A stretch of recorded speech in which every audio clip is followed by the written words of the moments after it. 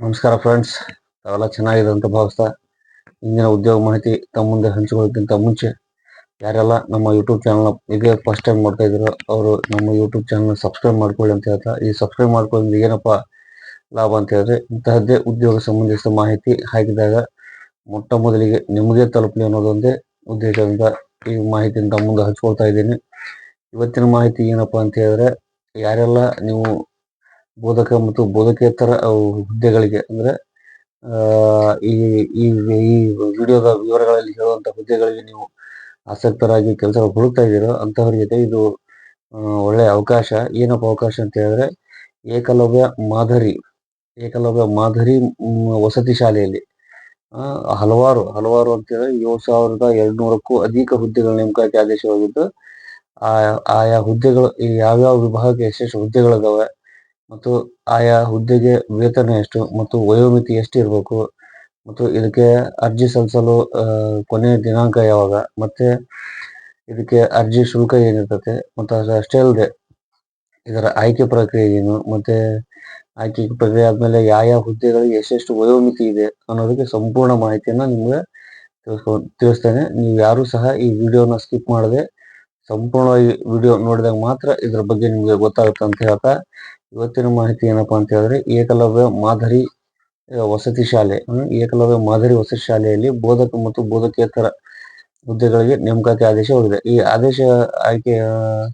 ಆದೇಶ ಯಾವ ಸಾಲಿಂದಪ್ಪ ಅಂತ ಹೇಳಿದ್ರೆ, ಇದೇ ವರ್ಷ 24-25-26ನೇ ಸಾಲಿನ ಆದೇಶವಾಗಿದ್ದು, ಇದರಲ್ಲಿ ಒಟ್ಟು ಹುದ್ದೆಗಳು ಎಷ್ಟಿದಾವಪ್ಪ ಅಂದ್ರೆ 7,267ಕ್ಕೂ ಅಧಿಕ ಹುದ್ದೆಗಳದಾವ.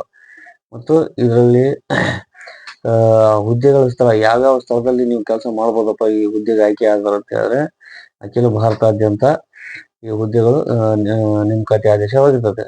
ಮತ್ತು ಇದಕ್ಕೆ ಅರ್ಜಿ ಸಲ್ಲಿಸೋದು ಹೆಂಗಪ್ಪ ಅಂತ ಹೇಳಿದ್ರೆ, ನಿಮ್ಮದೇ ಮೊಬೈಲ್ ನಲ್ಲಿ ನೀವು ಅರ್ಜಿ ಸಲ್ಲಿಸಬಹುದು. ಮತ್ತು ಹೆಚ್ಚಿನ ಮಾಹಿತಿಗಾಗಿ ನಿಮ್ಮ ಪಕ್ಕದ ಗ್ರಾಮವನ್ನು ಮತ್ತೆ ಕರ್ನಾಟಕವನ್ನು ಇಲ್ಲಿ ಹೋಗಿ ತಾವು ಸಹ ಇದಕ್ಕೆ ಅರ್ಜಿ ಸಲ್ಲಿಸಬಹುದು.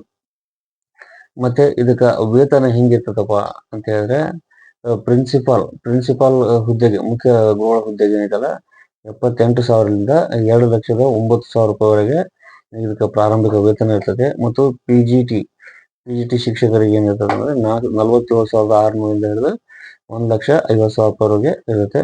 ಅದಾದ ನಂತರ ಸಂಗೀತ ಶಿಕ್ಷಕರು, ದೈಹಿಕ ಶಿಕ್ಷಕರು ಇವ್ರಿಗೆ ಏನೈತಲ್ಲ 35,000 ರೂಪಾಯಿಯಿಂದ ಹಿಡಿದು 1,12,000 ರೂಪಾಯಿ ತನ ಪ್ರಾರಂಭಿಕ ವೇತನ ಇರ್ತದೆ. ಅವ್ರವ್ರ ಅರ್ಹತೆ ತಕ್ಕಂಗೆ ಪ್ರಾರಂಭಿಕ ವೇತನ ಇರ್ತದೆ. ಮತ್ತು ಅದಷ್ಟೇ ಅಲ್ಲದೆ ಇದರಲ್ಲಿ ಸಾಕಷ್ಟು ಹುದ್ದೆಗಳದಾವ. ದೈಹಿಕ ಶಿಕ್ಷಕರು ಇರ್ಬೋದು, ಸ್ಟಾಫ್ ನರ್ಸ್ ಇರ್ಬೋದು, ಮತ್ತೆ ಹಾಸ್ಟೆಲ್ ವಾರ್ಡನ್ ಇರ್ಬೋದು, ಮತ್ತು ಜೂನಿಯರ್ ಸೆಕ್ರೆಟರಿ ಸಹಾಯಕ ಅದು ಇರ್ಬೋದು, ಮತ್ತು ಪ್ರಯೋಗಾಲಯದ ಸಹಾಯಕರು, ಇಂಥ ಹಲವಾರು ಹುದ್ದೆಗಳದಾವ.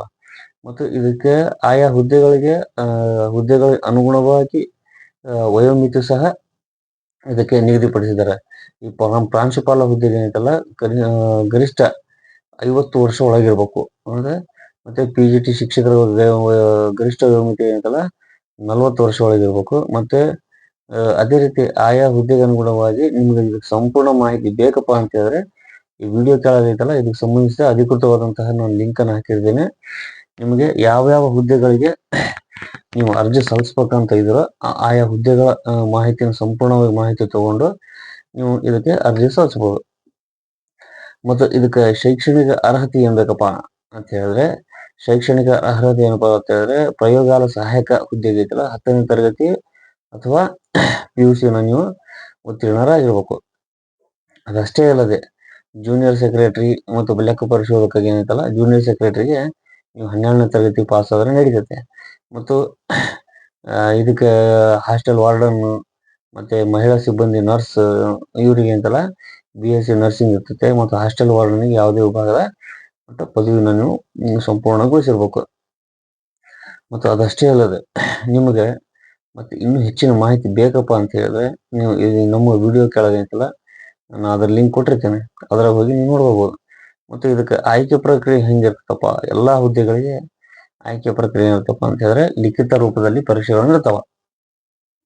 ನೀವು ಲಿಖಿತ ರೂಪದಲ್ಲಿ ಪರೀಕ್ಷೆ ನೀವು ಹಾಜರಾಗಿ ಅಲ್ಲಿ ನೀವು ಉತ್ತೀರ್ಣರಾದ್ರೆ ಮಾತ್ರ ಈ ಹುದ್ದೆಗಳು ನಿಮಗೆ ಲಭಿಸ್ತಾವ. ಮತ್ತೆ ಇದಕ್ಕೆ ಅರ್ಜಿ ಸಲ್ಸಕ ದಿನಾಂಕ ಎಲ್ಲಿಂದ ಎಲ್ಲಿವರೆಗೆ ಇದೆಯಪ್ಪ ಅಂತ ಹೇಳಿದ್ರೆ, ಇದೇ 19 ಅಂದ್ರೆ ಈಗಾಗಲೇ ಅರ್ಜಿ ಸಲ್ಲಿಸಕ್ಕೆ ಪ್ರಾರಂಭ ಆಗಿದೆ. ಕೊನೆಯ ದಿನಾಂಕ ಏನೈತಲ್ಲ 23 ಅಕ್ಟೋಬರ್ ಅಲ್ಲಿವರೆಗೆ ನಿಮ್ಗೆ ಇದು ಕೊನೆಯ ದಿನಾಂಕ ಇರ್ತದೆ.